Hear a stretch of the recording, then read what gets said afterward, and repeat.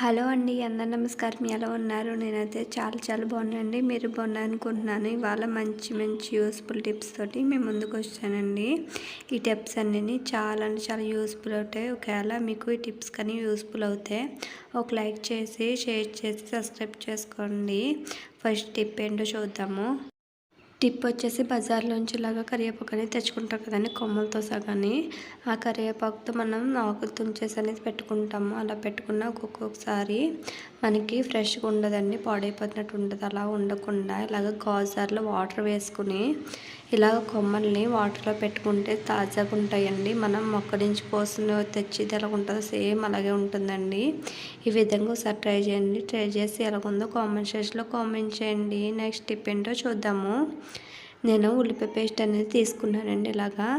ఇలా ఒక ఉల్లిపాయ తీసుకుని నేను గ్రేట్ చేసుకున్నాను. ఆ పేస్ట్ అనేది తీసుకున్నానండి. దాంట్లోకి కొంచెం అంతా బేకింగ్ పౌడర్ అనేది వేస్తున్నాను. ఇలా కొంచెం బేకింగ్ పౌడర్ వేసుకోవాలండి. బేకింగ్ పౌడర్ వేసుకుని దాంట్లోకి కొంచెం అంత పేస్ట్ కూడా వేసుకోవాలి. వేసుకున్నాక ఇలాగా మూడుని బాగా మిక్స్ అయ్యే విధంగా కలుపుకోవాలండి. ఒక స్పూన్ ఇచ్చుకుని ఇలా మొత్తం అంతా మిక్స్ అయ్యే విధంగా కలుపుకోవాలి. ఇలా కలుపుకున్నాక దాంట్లోకి కొంచెం అంతా నేను దూది అనేది తీసుకున్నానండి. దూది ఎందుకంటారా, ముందు మీకు తెలుస్తుంది.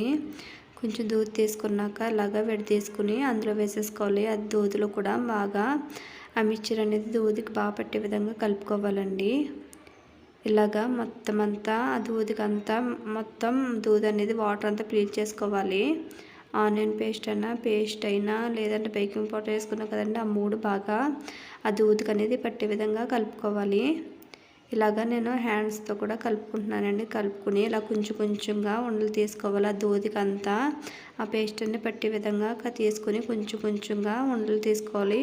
మీరు ఎక్కువ క్వాంటిటీలో చేసుకుంటే డబల్ తీసుకోండి క్వాంటిటీ అనేది. ఇది ఎలా యూజ్ చేయాలో, దేనికి యూజ్ అవుతుందని కూడా చూపిస్తానండి. మన ఇంట్లో అనేది బొద్దింకలు లేదంటే బల్లులు కట్ట వచ్చేస్తుంది. అలాంటివి రాకుండా ఉండాలంటే ఇలాగా కిటికీలోని లేదంటే ఇలాగ గ్యాస్ స్టవ్ దగ్గర లేదంటే ఇలాగ మనకి వాటర్ అనేది మన సింక్ అనేది ఉంటుంది కదా, ఆ సింక్లోంచి కూడా వచ్చేస్తాయి కదండి బొద్దింకలు అనేది. ఆ బొద్దింకలు ఇలాగా రాకుండా ఉండాలంటే ఇలా చేసుకోవాలి.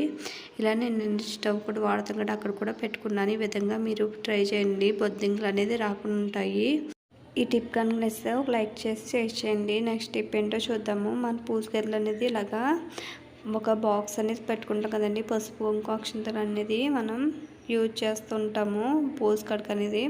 అవి పసుపు కుంకుమ అనేది మనకి పురుగు త్వరగా అనేది పట్టేస్తాయి కదండి. అలా పట్టుకుని ఉండాలంటే ఇలాగ ముద్దపకరం అనేది ఉంటుంది కదండి, అందులోకి పసుపు కుంకుమలోకి కొంచెం మెదుపుకుని వేసుకోవాలని. వేసుకున్నాక ఇలాగా ఒక స్పూన్ పెట్టుకుని కలుపుకుంటే అనేది పురుగు అనేది పట్టదండి. చాలా ఫ్రెష్గా కూడా ఉంటుంది, స్మెల్ కూడా బాగా వస్తుంది. ఈ విధంగా ఒకసారి ట్రై చేయండి. టిప్ కన్నా ఇస్తే ఒక లైక్ షేర్ చేసి సబ్స్క్రైబ్ చేసుకోండి. నెక్స్ట్ టిప్ ఏంటో చూద్దాము.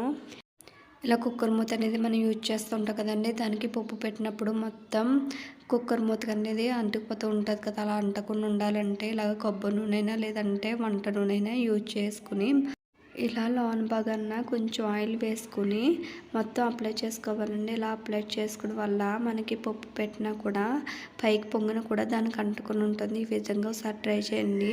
ట్రై చేస్తే మీకు రిజల్ట్ అనేది తెలుస్తుంది. టిప్ కనుక నచ్చితే ఒక లైక్ చేయండి. లైక్ చేసిన వల్ల నా వీడియో అనేది కొందరు షేర్ అవుతుంది. ప్లీజ్ అండి ఒక లైక్ చేయండి. నెక్స్ట్ టిప్ ఏంటో చూద్దామండి. నెక్స్ట్ టిప్ వచ్చేసి పిల్లలు అనేది సాక్స్ యూజ్ చేస్తారు ఉంటారు కదండి. ఇప్పుడు సమ్మర్ ఒకటి స్టార్ట్ అయిపోయింది. సమ్మర్లోని సాక్స్ అనేది పొద్దునుంచి సాయంత్రం దాకా అనేది ఉంచుకుంటుంటారు. దానివల్ల ఇన్ఫెక్షన్ అనేది వచ్చేస్తుంది. అలా ఇన్ఫెక్షన్ రాకుండా ఇలాగే ఇంట్లో వాడిన ఏదైనా టాల్కమ్ పౌడర్ ఉంటుంది కదండి, ఆ పౌడర్ తీసుకుని మొత్తం కాల్ నుంచి అరకాల్ దాకా మొత్తం స్ప్రెడ్ చేసుకోవాలి. ఇలా స్ప్రెడ్ చేసుకున్నాక తర్వాత కూడా వచ్చేసి సాక్స్ అన్ని యూజ్ చేస్తాం కదండి, ఆ సాక్స్ అన్ని కూడా బ్యాక్ సైడ్ ఫోల్డ్ చేసుకోవాలి. ఫోల్డ్ చేసుకున్నాక ఇలాగ దాంట్లో కూడా మనకి పౌడర్ అనేది వేసుకోవాలండి, టాల్కమ్ పౌడర్ ఏదైనాని.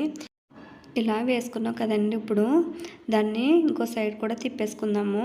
మనం బ్యాక్ సైడ్ అనేది పౌడర్ వేసుకున్నాం కాబట్టి ముందు ఫ్రంట్ సైడ్ అనేది తిప్పేసుకోవాలండి. ఇలా తిప్పుకుని మనకు పిల్లలకి కాలుకి అనేది వేసేసుకుంటే బ్యాడ్ స్మెల్ అనేది రాదు. అయినా చెమట పెట్టినా కూడా ఆ పౌడర్ అనేది పీల్చేసుకుంటుందండి. దానివల్ల పిల్లలకి కాలు అనేది ఇన్ఫెక్షన్ అవ్వకుండా చాలా అంటే చాలా యూస్ఫుల్ అవుతుంది. పిల్లలు కూడా స్మెల్ అనేది రాకుండా చాలా ఫ్రెష్నెస్ అనేది ఉంటుందండి. ఈ విధంగా సాక్స్లు వేసి అందులో పౌడర్ వేసి పంపించడం వల్ల అందులో చెమట పట్టినా కూడా ఆ పౌడర్ అనేది పీల్చేసుకుంటుంది. ఇలాగ మొత్తం 2 కూడా నేను కాలుకి అనేది వేసేస్తున్నాను. ఈ విధంగా వేసేసుకుని మనం స్కూల్ పంపితే పిల్లలు కూడా ఇబ్బంది పడకుండా చాలా ఫ్రీనెస్ అనేది ఉంటుందండి. ఈ విధంగా ట్రై చేయండి. చాలా చాలా యూస్ఫుల్ అవుతుంది. నెక్స్ట్ టిప్ ఏంటో చూద్దాము. ప్రతి ఇంట్లోననేది మిక్సీ చాలా అంటే చాలా యూజ్ చేస్తూ ఉంటాం కదా. అలా యూజ్ చేసినప్పుడు మిక్సీ అనేది కొంచెం మరకలు చూడండి, మరకలుగా అయిపోతుంది. మనం ఎంత క్లీన్ చేసినా కూడా మరకలను అయిపోతే ఒకవేళ వాటర్తో క్లీన్ చేసినా కూడా వాటర్ మరకలు అనేది అయిపోతూ ఉంటాయి కదండి. అలా అవినప్పుడు మనం ఈజీగా మన సబ్బు కట్ట వాటర్ అనేది పెట్టకుండా ఎలా క్లీన్ చేయాలని వీడియోలో చూపిస్తున్నానండి. అందరి ఇంట్లోని దోసపిండి యూజ్ చేస్తూ ఉంటాం కదా, అది పుల్ల పడిపోయినా పాడేస్తూ ఉంటాం. అలా పాడేయకుండా ఈ విధంగా యూజ్ చేయండి. నేను మా ఇంట్లో కొంచెం అనేది పుల్లబడిపోయిన దోసపిండి అనేది ఉన్నదండి. వేసుకుని నేను మిక్సీ జార్ మీద వేసుకుని ఇలా స్క్రబ్ తీసుకుని మొత్తం ఆ స్క్రబ్ తోటి మిక్సీ అంతా అప్లై చేసుకుంటున్నానండి. ఇలాగ మొత్తం ఎడ్జెస్ అంతా మొత్తం ఇలాగ ఉన్న వాటిని కూడా మొత్తం అప్లై చేసుకోవాలి. ఇలా అప్లై చేసుకోవడం వల్ల అందులో ఉన్న మనకి జిడ్డు మురికి అలాంటి ఏది ఉండదండి. ఇలాగా ఎడ్జెస్లు అనేది స్క్రబ్బర్ అనేది దోరదు కదా, ఇలా స్పూన్ పెట్టుకుని అది కూడా క్లీన్ చేసేసుకోవాలి. నేను మధ్యలో కూడా మొత్తం క్లీన్ చేసేసుకుంటున్నానండి. ఈ విధంగా క్లీన్ చేసేసుకుని మనం ఒక 5 మినిట్స్ అంటే 5 మినిట్స్ అనేది దానికి అలా వదిలేస్తుంటే అది బాగా అబ్జర్వ్ చేసుకుని చాలా నీట్గా అనేది క్లీన్ అయిపోతుందండి. చూడండి ఎడ్జెస్లో కూడా చాలా డస్ట్ అనేది వచ్చి వాటర్ అనేది పడిపోయి అందులో ఉండిపోద్ది కదా. ఇలాగ వైర్ కూడా మనకి మనం పెట్టి తీస్తాం కదండి, దానికి కూడా జిడ్డు అనేది మొత్తం అంటిపోతాయి. చూడండి అది మొత్తం ఫ్లగ్ అనేది ఎంత నల్లగా అనేది అయిపోయిందో ఇది కూడా బాగా క్లీన్ చేసుకోవాలి. ఇలా క్లీన్ చేసుకుంటే చాలా తెల్లగా వస్తుందని మన సబ్బు కూడా ఏది పెట్టనవసరం లేదు. ఇలా పెట్టనవ్వకుండా మన ఒక దోసపిండితోటే చాలా నీట్గానే క్లీన్ చేసేసుకోవచ్చు. ఇలాగ 5 మినిట్స్ అనేది వదిలేద్దాము. ఒక 5 మినిట్స్ తర్వాత చాలా నీట్గా అనేది వచ్చేస్తుంది. చూడండి ఇలాగ ఒక తడి క్లాత్ అనేది తీసుకున్నాను. నేను వాటర్ అయితే అప్లై పెట్టలేదండి, ఒక తడి క్లాత్ అయితే తీసుకుంటున్నాను. ఒక క్లాత్ తీసుకుని మొత్తం అది తుడిచిపెట్టేసుకోవాలి. ఇలాగా నీట్గా అనేది తుడిచేసుకోవాలండి. ఏ వాటర్ పెట్టక్కర్లేదు, ఏ సబ్బు కూడా పెట్టక్కర్లేదు, ఏ లిక్విడ్స్ వాడనవసరం లేదండి. అంత నీట్గానే క్లీన్ అయిపోతుందో సార్ మీరే చూస్తున్నారు కదా. నేను కొంచెం అనేది చూపిస్తున్నాను మీకు ఎంత నీట్గా క్లీన్ అయిపోయిందో. చూడండి ఎంత బాగా నీట్గా అయిందో. అసలు మరకలు వాటర్ మరకలు కానీ ఏ మరకలు లేవు కదా. ఈ విధంగా ఒకసారి మీరు ట్రై చేయండి, మీకు రిజల్ట్ అనేది చాలా తెలుస్తుంది. టిప్ కనుక మీ నచ్చితే లైక్ చేసి షేర్ చేయండి. Thank you for watching.